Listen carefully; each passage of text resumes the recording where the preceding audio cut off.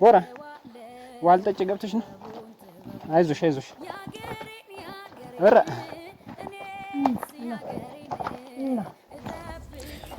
ይሄ በሬ ድምጻችንን ሲሰማ ደንግጦ መቶኛን ግራ ሊያጋባን ነበር አልኳቸው። ነይ እናቴ ወደ ጥልቁ ጫካ ልንገባ ነው። እዚህ ውስጥ ምን እንደሚያጋጥመን አናውቅም። እጅግ በጣም ጥልቅ ከመሆኑ የተነሳ ከዚህ ራሱ ሲታይ ጨለማ ውስጥ እንሂድ እያልን እና ይሄን ጨለማ ልንገባው ነው እና እየገባ ነው እያለ ውስጥ ስንገባ ፏ ለካ ከውጪ ነው ጨለማ የሚመስለው፣ ውስጡ ፏ ያለ ነው። ለዛውም እኛ ዳር ነው ያለነው፣ ዋናው መንገድ ላይ አይደለም።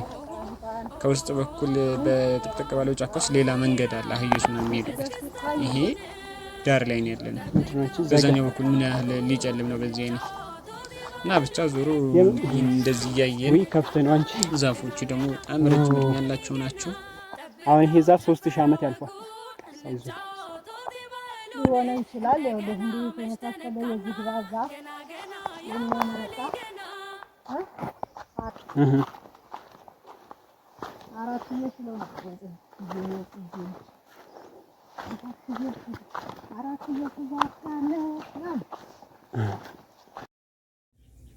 ከዛ ቀኝና ግራውን እያየን እየተመሳሰጥን እኔማ እዚህ ሀገር ነበር በቃ ቤት ሰርቶ መኖር ምናምን ብያሰብኩት እና ትራንስፖርት ምናምን ሳስበው ግን በቃ አይመጣም።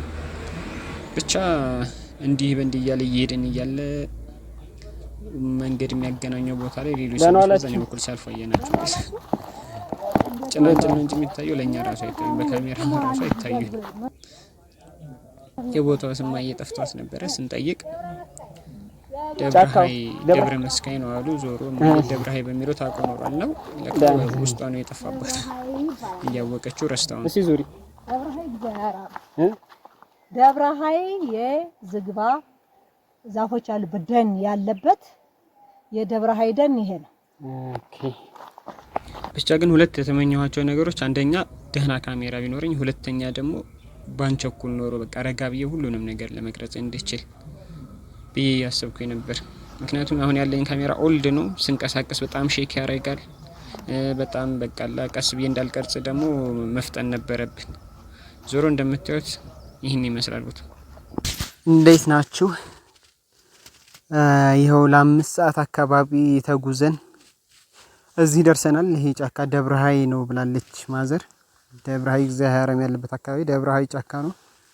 እጅግ በጣም ትልልቅ የሆኑ ዛፎች ናቸው ያሉት፣ እድሜ ጠገብ የሆኑ በሺህ ዓመታት የሚገመት እድሜ ያላቸው።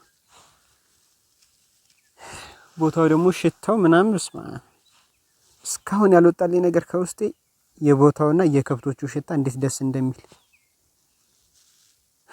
ሰላም ነው ያለው።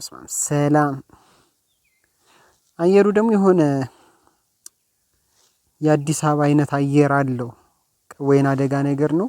እዚህ አካባቢ ያው ወደ ቆላው ገና አልገባንም። ብዙ አይሞቅም አይበርድም፣ ደስ የሚል በቃ ለኑሮ በጣም የሚመች ነው። ከገደልነት ውጪ የዕለት ተዕለት ኑሮ ለማከናወን ያው ገበሬ ካልሆነ በስተቀር ወይ አርብቶ አደር ካልሆነ በጣም ያስቸግራል። ከዛ ውጪ ግን ከተማም ለመውጣት ከዚህ ጋር ትንሽ የ2 ሰዓት ዳገት ወጣ ብሎ በዛው ወደ ከተማ ትራንስፖርት ይዞ መሄድ ይቻላል። ደብረ ብርሃን ድረስ ከዚህ ስንት ሰዓት ነው? 30-40 ደቂቃ በቂ ነው በመኪና። ዳገቱን ግን በ2 ሰዓት ምናምን መውጣት ይቻላል። ያው ወጣት በ1 ሰዓትም ይወጣል። በተረፈ ዛሬ ቆንጆ ሆኛል። እውነት ተፈጥሮ እንደዚህ ሜካፕ የተፈጥሮ ሜካፕ ትሰራልኛለች ብዬ አላሰብኩም ነበር። ረውበት እሺ መቻቸው። ለማንኛውም ከዛ ደግሞ የማያጋጥመን የእንስሳ አይነት የለም፣ ግን በቃ ካሜራ ውስጥ አይገቡልንም ጭራሽ። በስማም በተለይ ጦጣ ጉሬዛማ እንዴት እንኳን በዚህ ካሜራ ፕሮፌሽናል የሆነ ሰው እዚህ ተኝቶ ጠብቆ ውሎ ካላገኛቸው በስተቀር ጭራሽ የማይሆን ነገር ነው።